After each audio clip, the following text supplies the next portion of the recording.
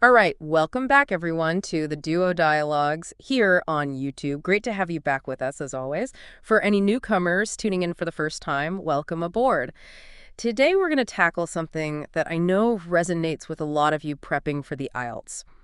We're talking about that tricky gap between feeling prepared, like you've got the knowledge, and then actually performing well under exam conditions. It's a real phenomenon, isn't it? You put in the hours, you study the material, but then that exam pressure hits, and it's like your brain decides to play hide and seek with the information you need. Exactly. And it's super frustrating, right? You know you've got it in you, but somehow accessing it in that exam room feels different. So what we're going to unpack today is the power of smart practice, especially when it comes to mock tests and nailing those speaking tasks. Because that, my friends, is the bridge that gets you from knowing to doing, from preparation to confident performance. Well, that's what we're after, right? Confidence, fluency, the ability to show what you know when it counts. Absolutely. So think of this as a deep dive into the why, the how, and the what of practice that truly gets you IELTS ready. We're going beyond just learning the material. We're talking about training your brain to perform under pressure. I like that, training your brain. So let's kick things off with mock tests. I mean, you've diligently gone through the syllabus, you've absorbed the grammar rules, you've got that vocabulary list growing by the day. Why is it so crucial to actually sit down and take a full timed practice test? Well, let me ask you this. Imagine an athlete training for, say, a marathon. Do they just practice running short distances? Obviously not. They got to build up to that full 26.2 miles. Exactly. And it's the same with the IELTS. It's not just about knowing the individual components. It's about experiencing the whole thing, the pacing, the time pressure, the mental stamina needed to keep going for the entire duration. You're basically conditioning yourself for the real deal. Precisely. And mock tests provide that crucial simulation. It's like a dress rehearsal before opening night.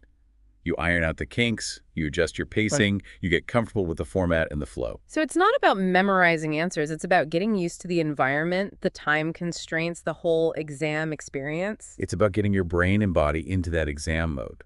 And on top of that, mock tests are incredible diagnostic tools. Diagnostic. How so? Think of it this way. Every mistake you make on a practice test is a gift. A gift. Who wants the gift of a wrong answer? Now, hear me out. Those mistakes are incredibly valuable feedback. They pinpoint exactly where you need to focus your efforts. Maybe you're consistently tripping up on a certain type of question, or perhaps you're realizing that your reading speed needs a boost. Without that mock test, you might be blindly studying everything, including things you've already mastered, while neglecting your weaknesses. Makes sense. It's about working smarter, not just harder. Exactly. It's about targeted preparation. And beyond content, mock tests also reveal patterns in your test-taking habits. Like what kinds of patterns? Do you always run out of time on the reading section? Do you find yourself second-guessing and changing answers even when your first instinct was right? Do you tend to make careless errors when you're feeling rushed? These are all things that a mock test can bring to light. It's like holding a mirror up to your test-taking style. Precisely. And once you're aware of those patterns, you can start to consciously address them.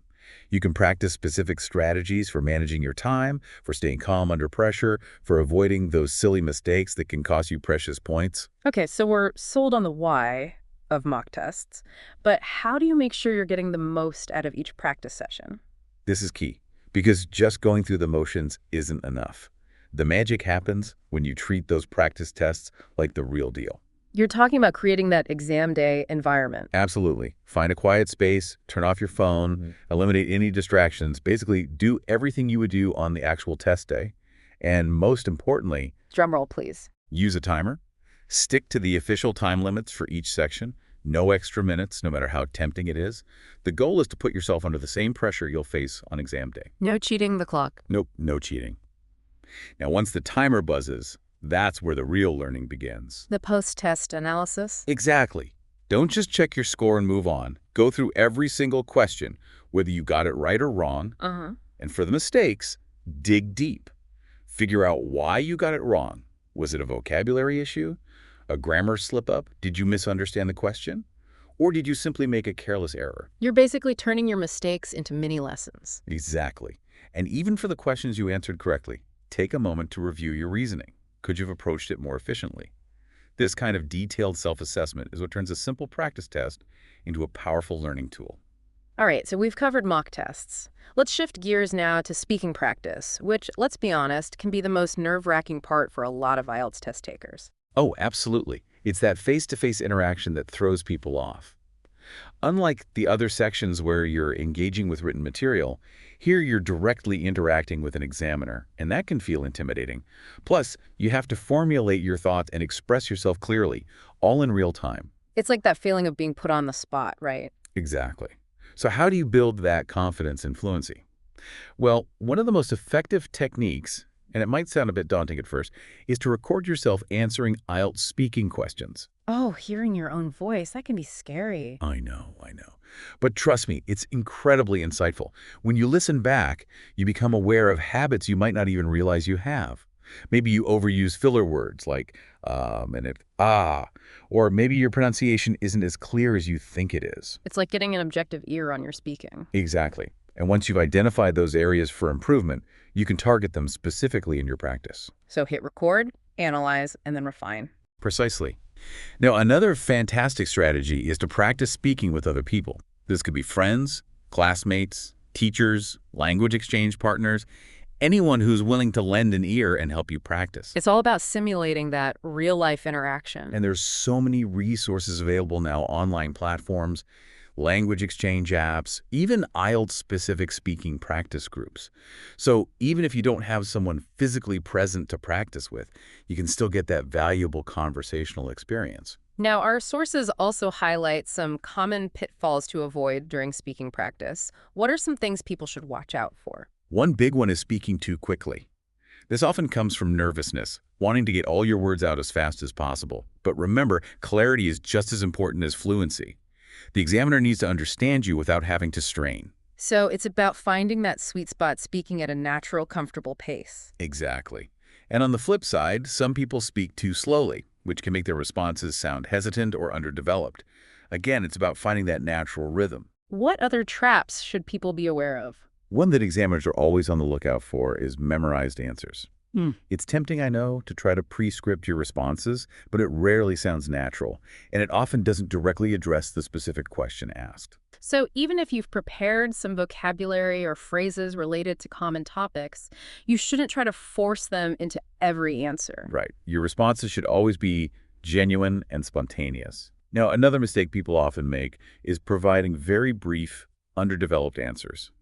The speaking test is your chance to showcase your ability to communicate effectively, to express your thoughts and ideas in detail. So don't just state a fact, elaborate on it. Give reasons, provide examples, tell a story. Paint a picture with your words. Exactly. The examiner wants to see that you can hold a conversation, that you can go beyond simple yes or no answers.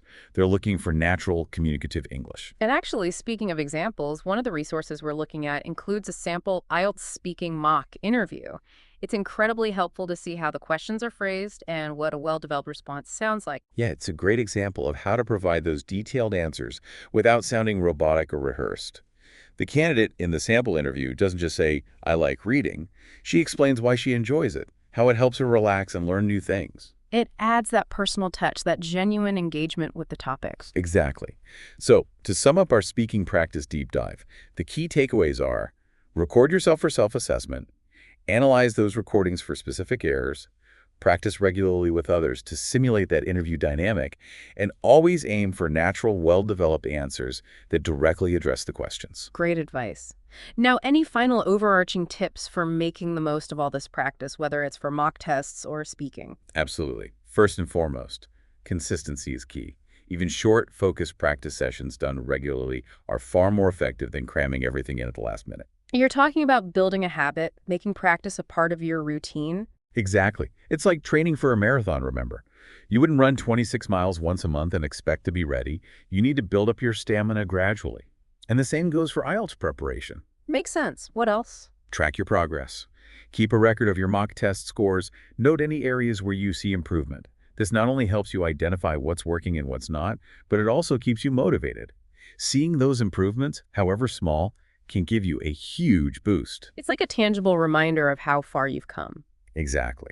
And lastly, and this is important, don't be discouraged by lower scores of your initial mock tests. That's totally normal. It's part of the learning process. The key is to view each mistake as a learning opportunity, a chance to refine your skills before the real exam.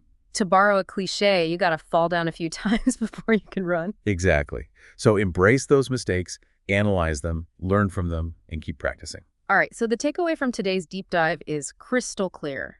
Consistent, realistic practice through mock tests and speaking preparation is essential for acing the IELTS. We've covered a lot of ground today, creating realistic test environments, the importance of post-test analysis, strategies for boosting your speaking skills, and overarching principles for effective practice. We hope this has given you some practical tools and insights to take your IELTS prep to the next level. And speaking of next level, we've got a fantastic topic lined up for our next deep dive: common IELTS traps and how to avoid them. Ooh, that sounds juicy. We'll definitely be tuning in for that one. So stay tuned for that, and as always,